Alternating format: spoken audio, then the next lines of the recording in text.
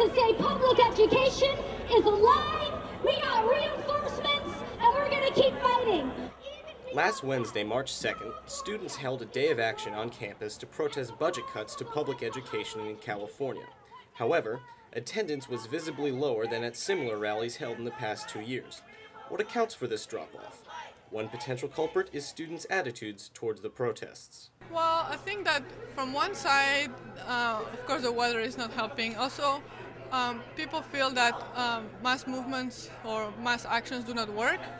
Yeah, I think people were more like up for it last semester because that's when I guess they first heard of the budget cuts, but now they hear it again and like they can think that people could like do it for me.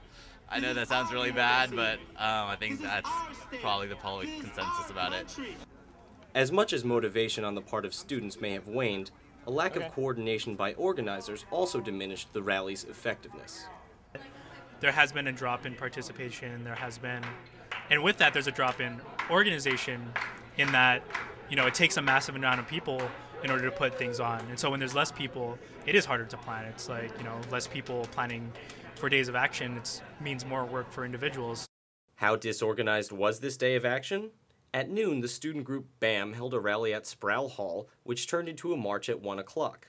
2 other protests began at 1 o'clock, one held by the group US Uncut at Bank of America on Durant and Telegraph. The other was held on Memorial Glade by the group Mobilize Berkeley, which quickly moved to Eshelman Library due to rain. Shortly after this move, the BAM march returned to Sproul, where an open mic was held. At 3:30, the Mobilize Berkeley group was kicked out of Eshelman because another group had the library reserved. At 5 o'clock, speeches were to be held at Wheeler Auditorium, but when I arrived, I found this scene.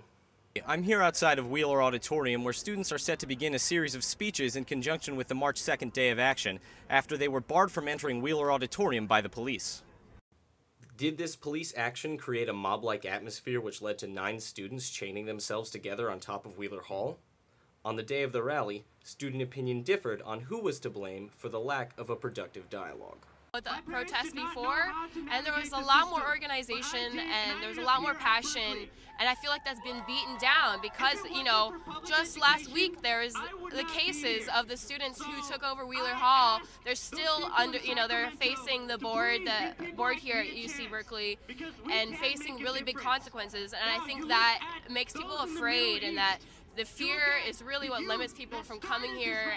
A lot of the rhetoric used in these rallies, honestly, people are going to end up in Santa Ana County Jail. I mean, there's still students who are nailed from breaking and entering, trespassing, and walking almost in a pitchfork mob fire scene at the Chancellor's residence last year. And is that the way to achieve budget cuts, or refrain from budget cuts? The answer to that is no. Whatever the reason for diminishing attendance at the rallies, event organizer Yvette Falarka had a call to action for students who choose not to protest. I'd say to them, don't be afraid. Stand up and fight. This is your future and the future of the state of California. Don't let the fact that it's a Democrat making this attack demoralize you and make you feel like there's no hope, because there is hope, but we've got to be the ones that embody that. With Cal TV, I'm Peter Banks Kenny.